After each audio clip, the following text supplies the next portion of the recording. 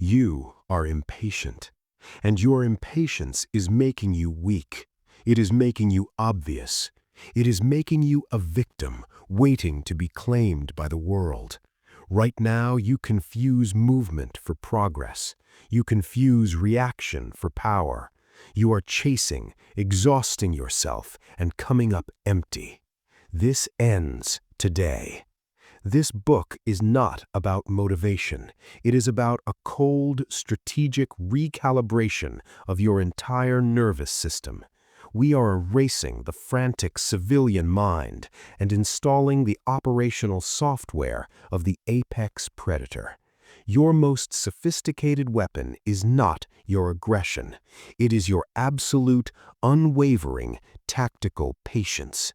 Your ability to not strike, to wait, to hold the stillness while the entire world loses its mind around you. That is the edge. That is what we build here. Listen closely. Your hunt begins now. Chapter 1. Stop chasing. Start allowing. Listen. Your first instinct is wrong. Your first impulse is a trap. That feeling in your gut, that tightening in your chest, that voice that screams, "Do something, move, make it happen." That is not your power. That is your programming. That is the frantic reflex, and it is making you weak. It is making you poor. It is making you lonely. It is broadcasting a signal of pure, undiluted desperation to everyone and everything around you. And in the world you want to operate in, desperation is a scent. It is the scent of prey. We begin here, at the source of your greatest leak, the chase instinct, that primitive fear-based software running in the background of your mind. You feel a desire for a deal, for a person, for a result, and your entire system goes into panic mode. You equate pursuit with progress. You confuse activity with achievement. So you lunge. You send the follow-up email before they've had time to breathe. You triple text. You lower your price out of fear. You force the conversation. You hustle. You grind. You chase. And what happens? The deal feels your neediness and evaporates. The person feels your pressure and pulls away. The opportunity, sensing your frantic energy, collapses. You scatter your energy like buckshot, hitting nothing vital, just making a lot of noise. You end up exhausted, resentful, and empty-handed.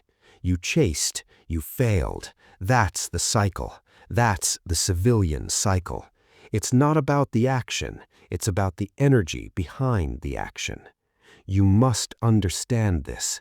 The chase is born from one core poison, the fear of absence, the terror that if you don't force it, grab it, seize it right now, it will be gone forever, that there is no abundance, that this is your only chance. That is a lie. That is the scarcity lie, and it turns you into a beggar disguised as a hunter. Now, we install the antidote, the allowing protocol. This is the first fundamental law of the predator's. High-value targets are not captured, they are drawn. You do not run down your opportunity, you become the opportunity. You do not pursue the prize, you become the prize. And from that state of composed, magnetic stillness, the hunt comes to the hunter. Let me say that again. Let it rewire your brain. The hunt comes to the hunter. You are not a beggar in the marketplace. You are the architect of your own territory. You prepare the environment, you establish the conditions, you cultivate the stillness, and from that place of powerful, silent integrity, what is meant for you will enter your feld. It will move toward your calm. People are drawn to quiet confidence. Opportunities coalesce around focused preparation. Wealth flows to decisive patience. This is not mystical. This is tactical. It's not about inaction, it's about strategic inaction. It's about action from a place of absolute choice, not from a place of frantic fear. You have a choice. Right now, you can choose the desperate chase, which guarantees failure, or you can choose the disciplined allow, which commands respect. That's the key. Commanding respect, not begging for attention. So how do you break this addiction? How do you shatter the frantic reflex and step into the allowing protocol? You initiate the 48-hour non-chase rule. This is your first practical commandment, your first field exercise.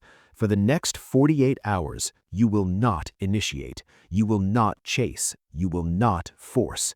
In any arena of your life where you feel that pulling, grasping energy, business, relationships, personal goals, you will cease all proactive grasping action. You will become a monolith of observation and calibrated response.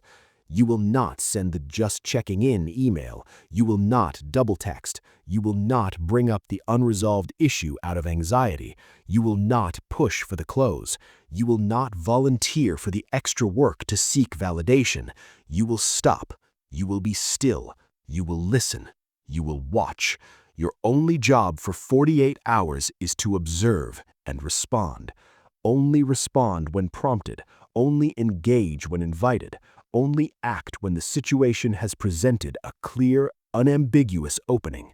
This is not passive. This is acutely active. You are actively restraining your weakest self. You are actively listening to the rhythm of the world around you. You are allowing the reality of your situation to reveal itself to you instead of you screaming your insecurities into it. You will feel withdrawal. Your ego will scream that you are losing ground. It will lie to you. Ignore it. What you are doing is resetting your entire nervous system. You are broadcasting a new signal. I am not desperate. I am not frantic. I am here. I am complete. And I move when I choose to move. You are teaching the world how to treat you by first treating yourself with this disciplined respect. You don't need their permission to be still.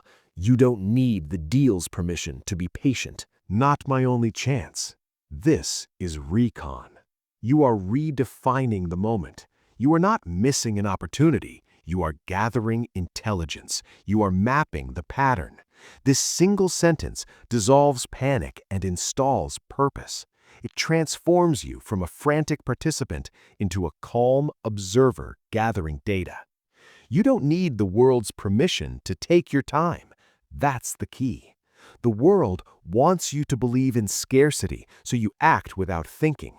Your power comes from believing in patterns, so you can think before you act. The hunt comes to the hunter who understands the terrain, not to the one who sprints at the first sign of movement. Chapter 3. The Anatomy of a Perfect Strike and Why You Rush It. Let's dissect perfection. Let's study the blueprint of a flawless execution. Not your execution, not yet. First, we observe the master template. In nature, watch a lioness on the hunt. She does not charge the herd. That is suicide. She becomes part of the landscape. She observes for hours, days. She identifies the target not by its size, but by its weakness, the slight limp, the lagging pace, the separation from the group. She positions herself downwind. She waits for the precise moment when the herd is distracted, drinking, at ease. Then, and only then, she explodes. The strike is not the beginning of the hunt. It is the final brief punctuation mark on a long sentence of patience. In business, study Warren Buffett. He does not trade daily. He observes, he reads, he analyzes for years. He waits for what he calls the fat pitch, the perfect opportunity that aligns exactly with his prepared mind and his circle of competence. Then he allocates capital massively, decisively. The investment is not the gamble. It is the inevitable result of a decade of disciplined waiting. This is the anatomy: identification, observation, positioning, execution. 4 stages. You, the civilian, want to skip straight to stage 4. You want to execute, to do the thing. That is your addiction. You ignore identification. You go after every goal. You bypass observation. You don't study the patterns. You neglect positioning. You act from wherever you happen to be, emotionally and physically. Then you execute poorly, fail, and blame the world. Your rushed strike is a confession of weakness. It says, I do not trust my own ability to wait for a better moment. I fear this is all I will get. It is driven by three poisons: ego, I need to be seen doing something; anxiety, I can't stand the tension; and greed, I want it all now. This combination guarantees failure. It leaves you exposed, exhausted, and empty-handed. This is the foundation. From this stillness you see clearly. From this clarity you act precisely. The hunt comes to the hunter. But first, the hunter must learn to stand still, to let the prey of desperation bolt and run out of your system. What remains is patience. What remains is power. Your 48 hours begin now. Chapter 2. The scarcity lie that makes you frantic. You've felt the tension of stillness, that pull to move, to act, to force. That tension isn't random. It's manufactured. It's the psychological cage you've lived in, the scarcity lie, and it's the engine of your impatience. This lie is simple, brutal, and embedded in every modern system you interact with. There is not enough. Time is running out. This is your only chance. You see it in the countdown timer on a sales page. You feel it in the panic of watching someone else's success. You hear it in the voice that says, if I don't get this promotion, my career is over. It's the illusion of the closing window, and it is designed to keep you in a state of reactive, predictable panic. You are reacting to manufactured urgency. That's the key. Think about it. FOMO, fear of missing out, isn't a personal failing. It's an economic strategy. Algorithms are engineered to create it. Media runs on it. It makes you a slave to trends, to other people's approval, to the fleeting dopamine of a limited opportunity. It scatters your focus. It makes you chase 10 things shallowly instead of pursuing one thing with depth. You're running on a treadmill of lack, convinced the finish line is just ahead. It never is. The predator operates on a different truth, the truth of abundance. Not an abundance of trivial things, not an abundance of noise and options, but the strategic understanding that real opportunity is not a single event. It is a recurring pattern. The civilian sees a single closing door. The predator sees the rhythm of the hallway. Doors swing open and shut in a pattern, and your job is to learn the rhythm, not to throw your body at the first hinge you see. Markets move in cycles. Relationships reveal their truth in patterns. Personal growth happens in seasons. The master investor doesn't chase every stock tip. He understands the economic cycle. The elite warrior doesn't react to every provocation. He understands the rhythm of the conflict. You must see in cycles, not in deadlines. Your mental reframe drill starts now. When you feel that chest-tightening urgency, you will not act. You will speak this phrase internally. This is not my only chance. This is recon. Say it aloud with me. This is Operational checklist. 1. Have I observed the full pattern? Have I seen this situation play out over time? Do I know its rhythm, its triggers, its likely outcomes? Or am I reacting to a single emotional data point? 2. Is my position optimal? Am I emotionally centered? Am I strategically located in the negotiation, in the market, in the relationship to act with maximum leverage and minimum exposure? Or am I acting from a place of weakness? 3. Is their vulnerability absolute? Has the target, the opportunity, the moment fully revealed its weakness?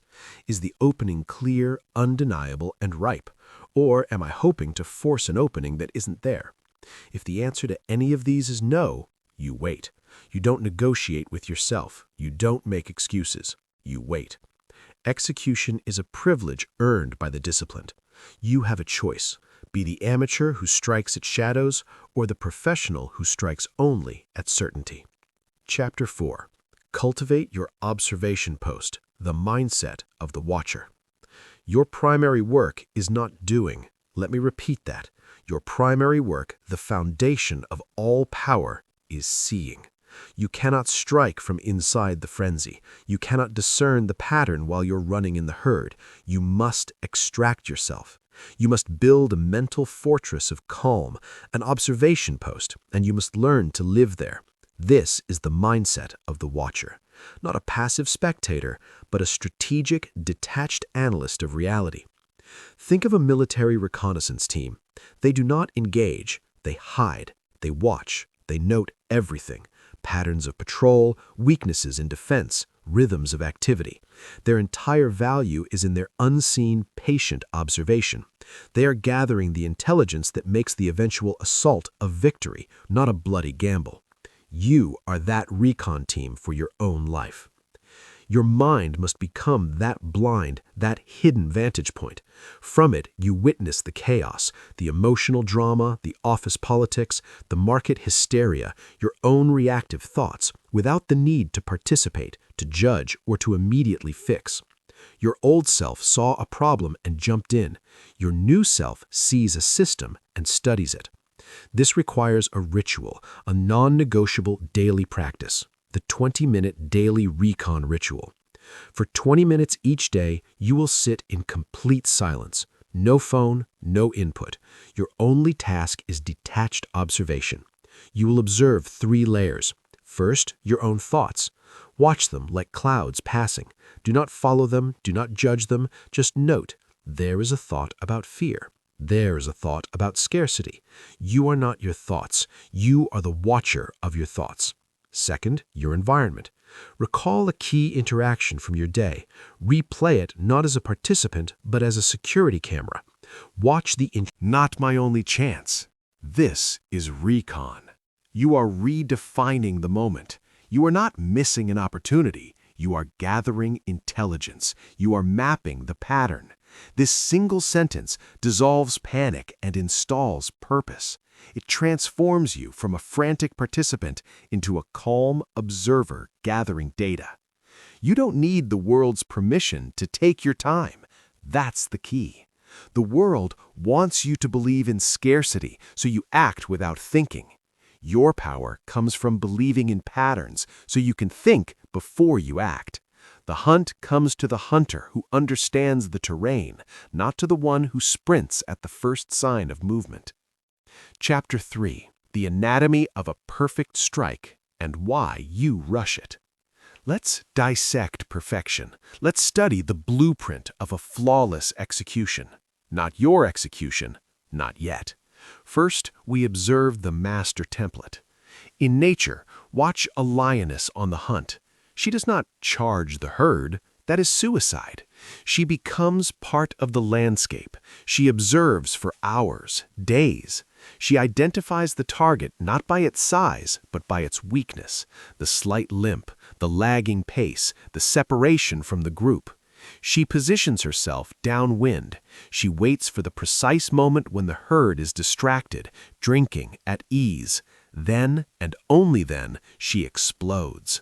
The strike is not the beginning of the hunt. It is the final brief punctuation mark on a long sentence of patience.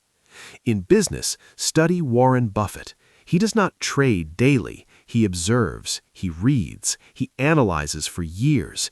He waits for what he calls the fat pitch, the perfect opportunity that aligns exactly with his prepared mind and his circle of competence. Then he allocates capital massively, decisively. The investment is not the gamble. It is the inevitable result of a decade of disciplined waiting. This is the anatomy: identification, observation, positioning, execution. 4 stages.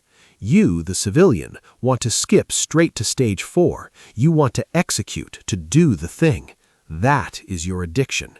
You ignore identification. You go after every goal. You bypass observation. You don't study the patterns. You neglect positioning. You act from wherever you happen to be, emotionally and physically. Then you execute poorly, fail, and blame the world. Your rushed strike is a confession of weakness. It says, I do not trust my own ability to wait for a better moment. I fear this is all I will get. It is driven by three poisons: ego, I need to be seen doing something; anxiety, I can't stand the tension; and greed, I want it all now. This combination guarantees failure. It leaves you exposed, exhausted, and empty-handed. This leads to the core action command of this chapter. You will not act until you can consciously, clearly articulate this command to yourself. Find the pulse before you apply pressure. Do not speak until you've found the conversational pulse. Do not make an offer until you've found the negotiator's pulse. Do not invest until you've found the market's pulse. Pressure applied against the rhythm creates resistance. Pressure applied with the rhythm creates momentum. You have a choice: fight the current or let it carry you to your objective. That's the key. Chapter 6. Let the enemy make the first mistake. Always. In any form of conflict, verbal, professional, strategic, the single greatest advantage you can possess is the willingness to let the other side move first, to let them reveal their hand, their impatience, their instability, while you remain anchored in your stillness. Their move is your information. Their aggression is your intelligence. This is the power of the counterpunch. Not the wild, emotional swing, but the precise, devastating response to an overextension. The master boxer doesn't chase. He lets the opponent lead, studies his patterns, and strikes into the openings created by the opponent's own missed punch. The chess grandmaster doesn't immediately attack. He develops his position, solidifies his defenses, and waits for the opponent to create a weakness. In a legal battle, the shrewd attorney doesn't immediately lay out their entire case. They let the opposition speak first, revealing their arguments and their emotional investments. Your anchored stillness is a force multiplier. It forces the opposition into wasteful action. They have to fill the silence. They have to justify their position. They have to prove their worth. In doing so, they expend energy, reveal strategy, and make mistakes. You simply watch, listen, and learn. Your old self would see this as a threat. Your ego would scream, fight back, defend, assert yourself. That is the civilian mind, obsessed with proving a point in the moment. The predator's mind is obsessed with winning the war. And sometimes the fastest way to win is to do nothing at all and let the enemy defeat themselves. You must adopt the mantra, their move is my information. Reframe everything. Their angry email is not an attack to be parried instantly. It is a data dump about their emotional state, their priorities, their weaknesses. Their rushed proposal is not something to be matched. It is a revelation of their desperation. Their public boast is not a challenge to your status. It is a neon sign pointing to their insecurities. You are no longer reacting to content. You are analyzing metadata. In practice, this means you add a deliberate pause to every interaction where pressure is applied. Someone makes a demand, you pause. Someone throws an accusation, you pause. Someone makes a final offer, you pause. In that pause, you are not deciding your reaction. You are asking, what does this move tell me about them? What have they just revealed? You don't need to win the argument in the room. You need to understand the person across from you. This is the ultimate application of patience in conflict. It is not weakness, it is supreme confidence. The confidence that you do not need to react to secure your position. The confidence that time and their own instability are your allies. The hunt comes to the hunter who lets the prey run itself into a corner. Chapter 7. The Fuel of Stillness, Converting Inaction into Power. Society has lied to you. It has told you that waiting is passive, that inaction is wasted time, that if you are not visibly producing, you are falling behind. This is the logic of the ant, not the apex predator. We redefine the physics of power right now. Stillness is not empty, it is the compounding phase. Think of a nuclear reactor. The power is not in the explosion. The immense sustained power is in the controlled, critical reaction happening in the core, a state of intense, focused energy held in perfect tension. Your disciplined patience is that core. Every moment you choose strategic inaction over frantic action, you are not doing nothing. You are conducting a reaction. You are compounding focus. You are building potential energy to a critical mass. This is the kinetic transfer. It's a direct, unbreakable law. Every hour of disciplined waiting, of observation, of preparation is a direct deposit of resolve into your psychological account. You are not losing time, you are investing it. You are converting the raw, chaotic energy of impatience into the refined, usable power of certainty. The longer you can consciously, deliberately hold this tension, the greater the eventual release. The more powerful, precise, and decisive your action will be when you finally choose to take it. Visualize this. You are a spring coiling. The tighter, the more controlled the coil, the farther and faster it will launch. You are a bow drawing. The further back you pull the string with steady pressure, the more force the arrow will carry. The action, the release, the shot, is merely the final expression of all the stored energy that came before it. The civilian releases the arrow half-drawn, and it falls pathetically to the ground. The predator draws the bow until the wood groans, and the arrow flies true to a target others cannot even see. This changes how you measure your days. A day spent in focused study, in mental rehearsal, in physical preparation while others chase gossip and trends, that is not a quiet day. That is a day of immense power. Generation. A day where you said no to 10 trivial distractions is a day where you added 10 units of focus to your core objective. Find your satisfaction in the coiling. Take pride in the draw. Let the frantic world have its spasms of activity. You are building something different. You are building stored velocity. You are building inevitability. Chapter 8. The 90% Rule, Why Victory is Decided Before Any Action. Here is the mathematical truth of mastery. 90% of your success or your failure is locked in during the silent, unseen period of preparation. The final 10% is merely the execution of a foregone conclusion. You have been obsessed with the 10%, the pitch, the presentation, the conversation, the big moment. You've stressed over it, rehearsed it, lost sleep over it. You've attributed magic to it. That is an error. That 10% is simply the harvest. The 90% was the planting, the tending, the waiting. The harvest is inevitable if the 90% was done correctly. If it wasn't, no amount of theatrical delivery in the final 10% will save you. Consider the surgeon. The world sees the brilliant one-hour operation.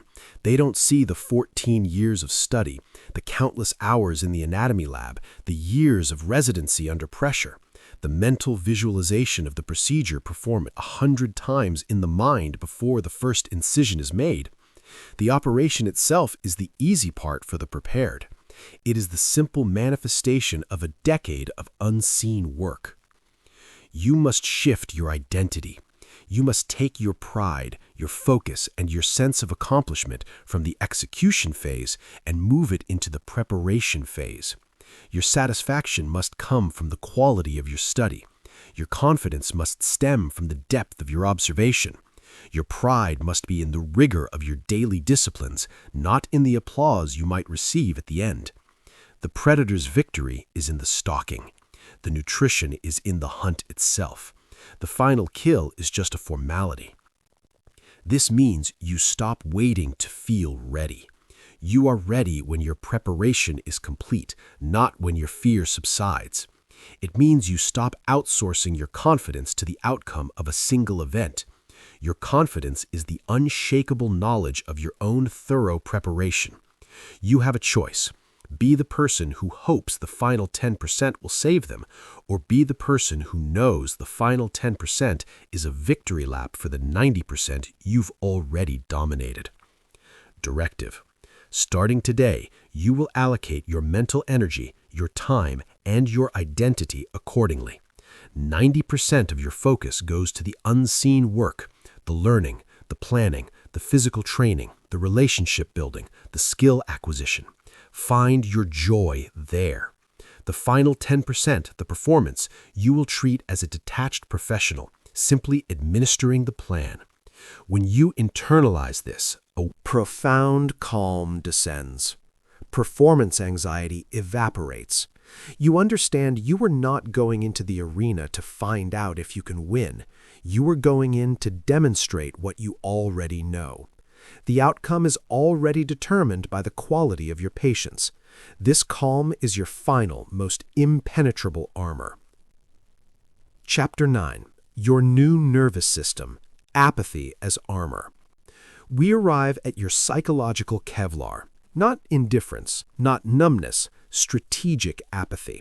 This is a cultivated, deliberate disinterest in anything that is not a direct component of your core objective. It is a filter for your attention and your emotional energy. It is what allows you to watch the world lose its mind without feeling the need to join it. Your old nervous system was a lightning rod for drama. It was tuned to react to every provocation, every opinion, every minor slight, every trivial win. It was exhausted, frayed, and constantly broadcasting your vulnerabilities. Your new nervous system is a fortress.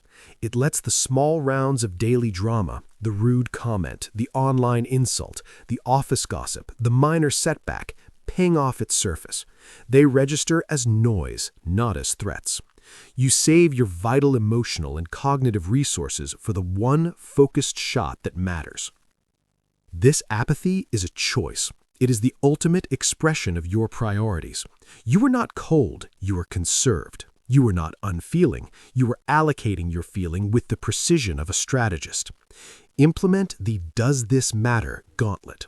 When you feel a reactive impulse to argue online, to correct someone who's irrelevant, to obsess over a minor criticism, to chase a trivial victory, you run it through this 3-question filter. 1. Does this move me toward my true objective? Does engaging with this person, this problem, this drama advance my mission?